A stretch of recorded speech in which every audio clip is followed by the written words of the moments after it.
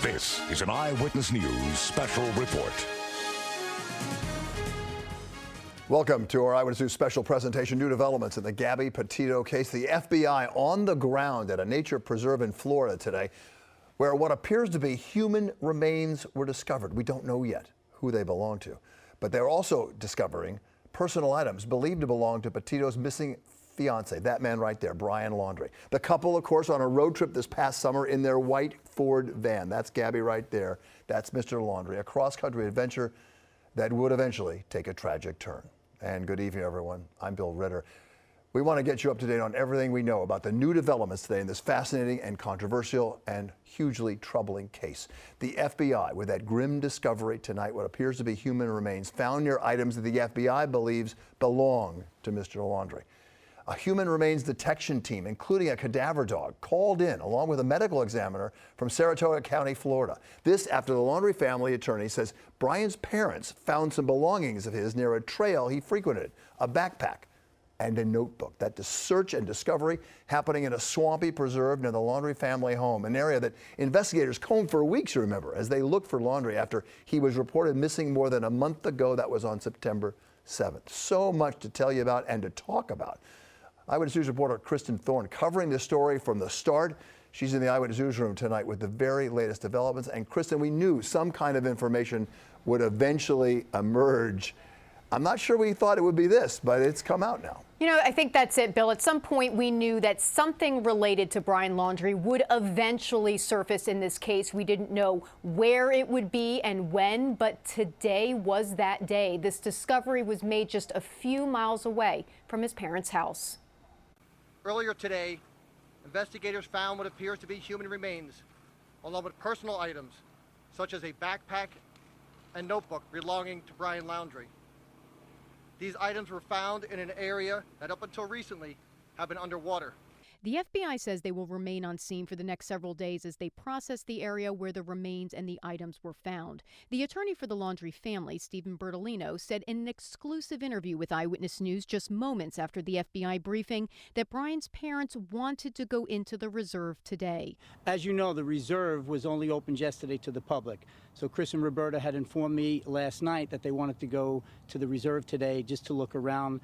And I notified the Northport police, who I believe notified the FBI, and they met them there this morning at 7 a.m. Earlier this month, on October 7th, Christopher Laundrie joined the search for his son with the FBI. I can't say for certain that Chris showed this particular area to police at that point in time, but I can say that this is an area that we initially notified the FBI that Brian liked to hike in. Police have been searching the Carlton Reserve for Brian for more than a month. Brian's parents told police Brian went into the reserve September 13th and never came home. Police have maintained a search presence in the area ever since for this exact reason, because the swampy waters are known to ebb and flow with water.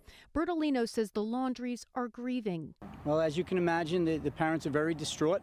Like everyone else, they're going to wait for the results of the forensic identification before making any further comments.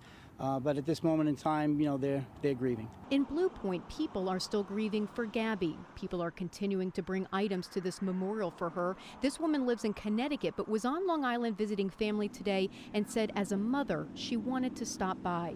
You know, you just want it to end. You just want some closure.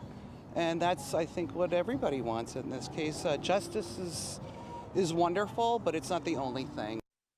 We reached out to the attorney for the Petito family to see if they have any reaction to this latest news, but the attorney said the family would not be making any statements right now. Bill? Justice is fine, that woman said, but it's not everything. You know, just a quick question. There's lots of speculation about this, and we don't peddle in speculation, but you know, you need a Detective Columbo to figure this out, and we don't know much more than we do know. That's the bottom line here, right?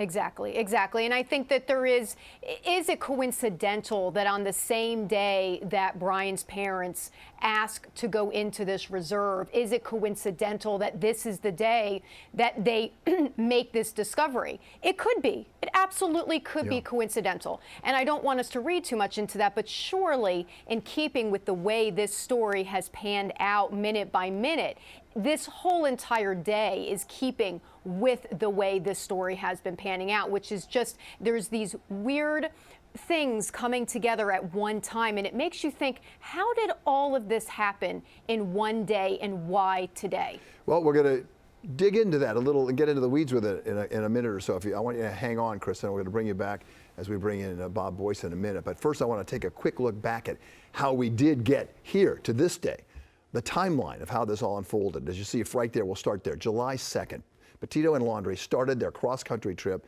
and share their seemingly happy travels on her social media. And they did it for months. That's why this was so big. On September 11th, Petito's family reported her missing to the Suffolk County Police on Long Island. On the 17th, Laundrie, the sole person of interest in this case, was himself reported missing. That's days after returning home to Northport, Florida with Petito's van, but without Gabby Petito in it. 2 days later, Petito's family received the news they were dreading. Her body was discovered inside a national park in Wyoming, the Grand Teton Park. We later would learn she had been strangled.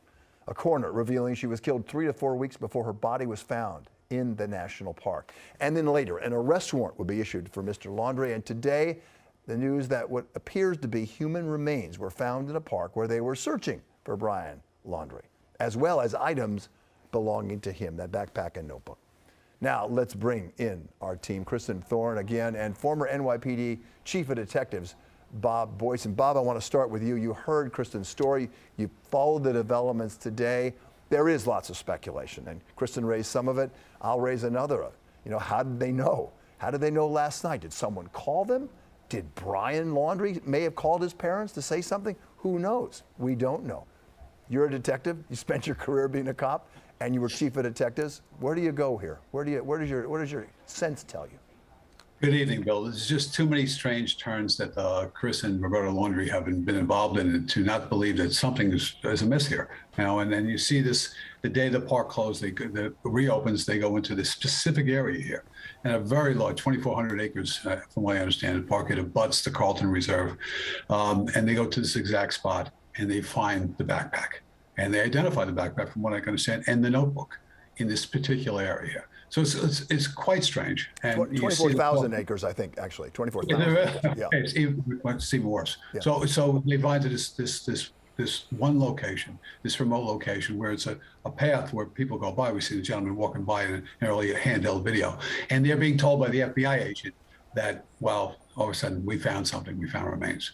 And you can see that there's they're a little taken back by it, I can see. So there's a lot of things here. This doesn't add up to coincidence.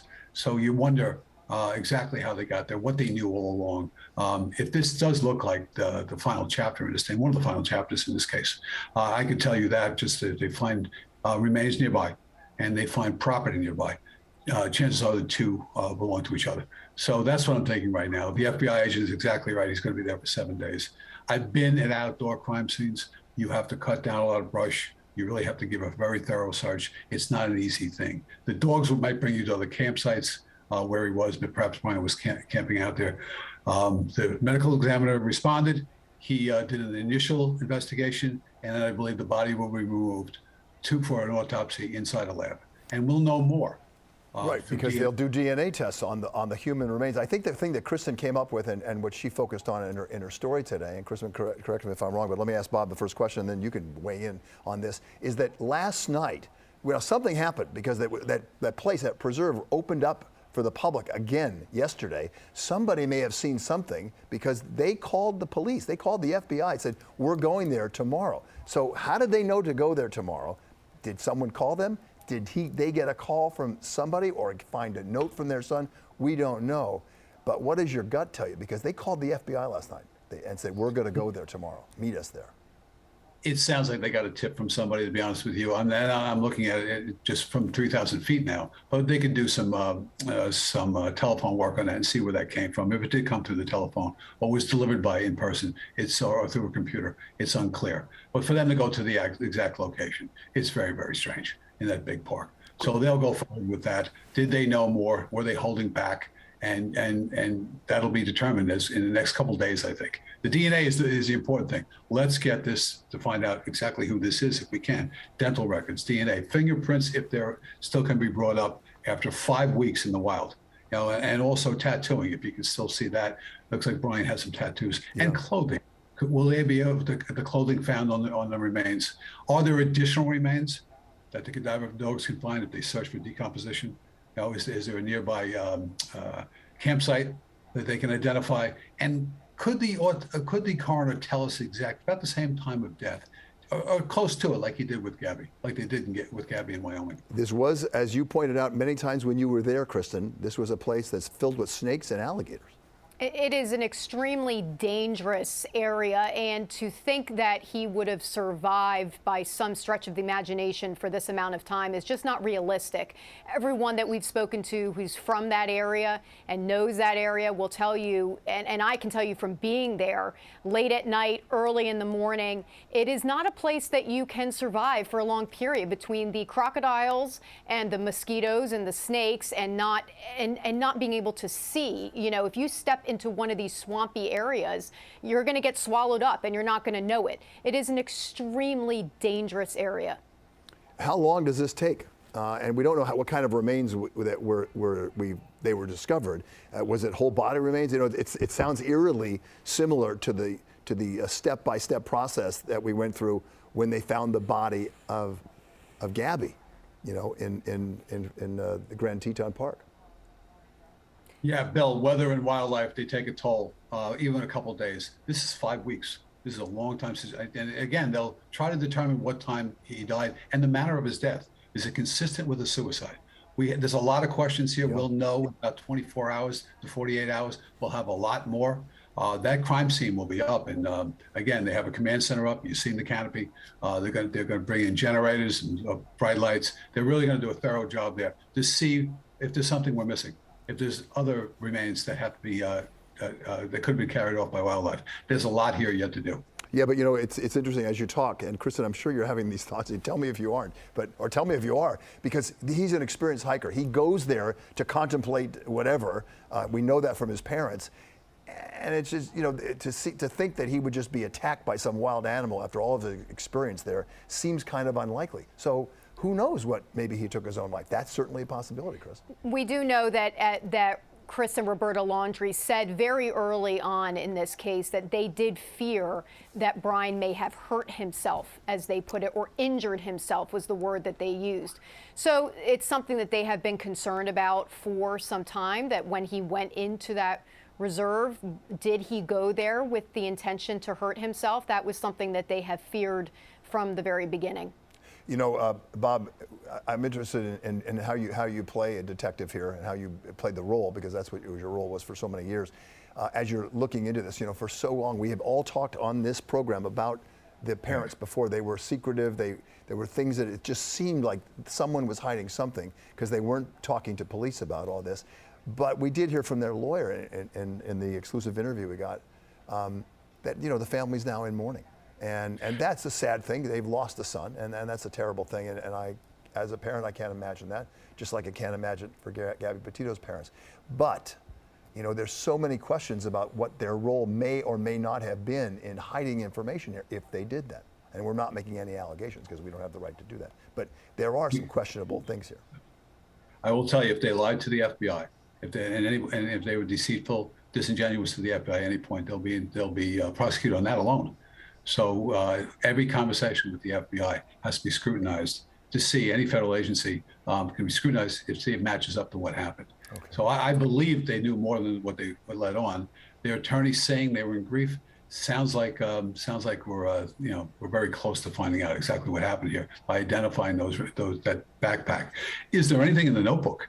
Is the notebook destroyed? Is there anything illegible? There's a lot of stuff that we don't know. The FBI is keeping things tight, as they always do, and there's nothing wrong with that. But they also have outside agencies helping them as well. And it won't take long to get the DNA. It did not take that long to identify Gabby when they found her remains as well. And we don't know what kind of remains they are. And how destroyed they were from as compared to a whole body. Kristen, anything you want to ask the former chief of detectives, because we could use it in a story tonight. If you Absolutely. Well, one thing I want to bring up, and I haven't had a lot of time to talk about this, and as I was putting together a timeline on this case, there are many parts of this story that continue to bother me, but there's one in particular. The chief of the Northport Police Department told reporters confidently he knew where Brian Laundrie was. He said, "I know where he is. I know his location." If you look back at the time period, by that point, Brian had gone into the Carlton Reserve 3 days before. So that leaves you thinking, in my opinion, there's no way that the chief of an investigation into a missing person would feel confident telling a whole room of reporters, yes, I know where Brian Laundrie is, knowing that he was in a 25,000-acre reserve. I do not think that the chief of police knew at that point where Brian Laundrie was. I think he thought that he was in the house, and so in his parents' house. So that leaves you thinking, who told him where Brian was at that point? Because he was very confident on that day that he knew where he was. That was one of the many questions I would like to ask the chief of Northport Police if I can ever get an interview with him. So that does raise the question again about the timeline and what the family has been telling investigators and how honest they have been. Because you do look at that and you say, well, there's no way that he knew where Brian Laundrie really was on September 16th. Well, they would have questioned him, I assume, Bob, right? Yes, and here's the thing: they were not the primary. They were helping out thing. And I will tell you, as police chiefs, I've said a lot of things I wish he would take back. I think that chief would take that back now because they didn't report him missing for 4 days after he was missing. They've changed the date from the 14th to the 13th. They reported him missing on the 17th. So they were, for whatever reason, they chose not to help the police at all. I think that, I think at some point they were duplicitous. From what I could see right now, the chief probably thinks he's in the house the whole time. He was not. All right, he was in the wind, as we say. He was over at the park, so he didn't really know. And I think he was comfortable with saying, we didn't have eyes on it 24/7. Surveillance teams are really important here. When you put eyes on a building, you need backup, you need response vehicles. There's a lot there. I don't think they had any of that out at that point. Again, he wasn't wanted for it. They didn't find Gabby's body till after that. So it's kind of like a strange situation. It's unusual. Go ahead. Yeah, it's unusual. It's just one of those things. There's no question. The timeline doesn't match. This case doesn't match up on anything. When you look at little things here, on the first, when he leaves, when he goes back to Florida, Gabby, I believe, was killed on August 27th. He's back in Florida. He's on his way back. That's quite a trip. What are the texts and the phone calls? What does that tell us? His conversations with the parents. Right. We know he spent money on her debit card. As a parent, I would say if one of my children came back and their partner, their fiance, their loved one, the person they love, wasn't with them after a cross-country trip, and I came back my child came back with a van that belonged to her, really, what would I say to them? Well, and what would they say to me? Well, yeah, she decided to stay at the Grand Teton National Park by herself without a car. What? And so it raises all these questions that I think put them in a less than reputable light, just because every parent that I know, you all are parents, you would say the same thing. What the heck is going on here? Right, but Bill, the point is August 17th to the 23rd, he had returned home without her. Now, the van she kept, and most likely she was in Salt Lake City by that point. But this seemed to be their relationship. They would fight, one would leave, they get back together, one would leave. So I really do feel, and people have asked me, do I think that Brian was honest with his parents about what may have occurred here? And again, we should point out that he has not been charged in any crime in her death. He's just named as a person of interest. But I really do feel that when Brian first got home to Florida, I do not think he told his parents what happened. I think that he probably, again, they had just gone through this. He had just flown home without her. So it would be in keeping that the strange thing would be having the van and her not having the van. That would seem a little strange. But he went and saw his sister the day he came back. And no one really thought anything of it, except like, where's Gabby? And who knows what he said at that point. I do, however, think at some point he told his parents something, because for police to show up at their door looking for Gabby, and they are met at the door by the parents with the information for their attorney, means they were aware. You don't just have information for an attorney because you want to. It's because you need to. So at that point, they had to have known something. You know, it's kind of interesting, Bob, and Chris, and I appreciate your insight into this and what you think about this, because I know you followed it closely. But, you know, as a detective, Bob, I wonder, you know, we may never know what really happened. And if he did talk to his parents, if he leveled with them, if he had any kind of, you know, epiphany about this and was honest with them, they may be the only people alive that really know what happened. I agree, Bill. And you look at some of the other documented actions. They went out and bought him a new phone. Yeah. They visited another park, all kinds of things. He had the use of his car again, the Mustang. Yep. So there's a lot of actions that don't add up to this, with him being completely honest with his parents. But at what point, Kristen makes a great point, at what point did he tell them? And what did he tell them? And what happened? So all of a sudden, the whole world is outside their front door. At some point, a conversation needs to be had, exactly what's going on. I know they're in mourning right now, but let me ask you legally, and as a former cop, if he told them something, and if they participated in hiding him out and helping him disappear, and then something happened to him, either self-inflicted or not, are they culpable of any crime? I would say yes. Obstructing governmental administration, that's the law in New York. Not only this, Bill, think of the money spent on this search all these days. Think of the cost to the U.S. government and to the locals as well. They're all on the hook for that if they're not compliant, if they don't tell us. So if they tell us at some point that, we knew at this date. And meanwhile, all these officers are out there searching, and all these is done. That's quite a weight to have on your shoulders. Yeah, no question, and perhaps a legal weight too. So there'd be mourning. I find the whole thing just so heartbreaking, and for those parents of Gabby, they may never know now if this is him, in fact. Any of these answers. Kristen, you got the last word in this. What are you going to look for as we unfold the next couple of days? I think, you know, if this turns out to be positively identified as Brian Laundrie, people have asked me what I think about this case, and to me, it's just very sad. I find the whole story very sad. You look at those pictures of them, you look back at the body camera video out of Moab, and you know what? The whole thing, at one point, they were a young, vibrant couple in love. They're 22, 23 years old. They were traveling the country together. And yes, there is an image of them that we see on social media that was not real. And I think that's why a lot of people watched that body cam video, and because it was so real. They most likely did not know that they were being filmed when that was all happening. So to me, you see the pictures again, yes, of them kissing, and at one point they were so in love, and now look where we are. And to me, it's just so sad. I think this is why, to both of you, I think this is why it resonates with so many people. I think it's why it resonates with parents. You know, how do you protect your children in these situations? And I think if there's a legacy for her, it is that parents will be more aware. You know, I joke to my 12-year-old, you're not going out with anybody I don't like.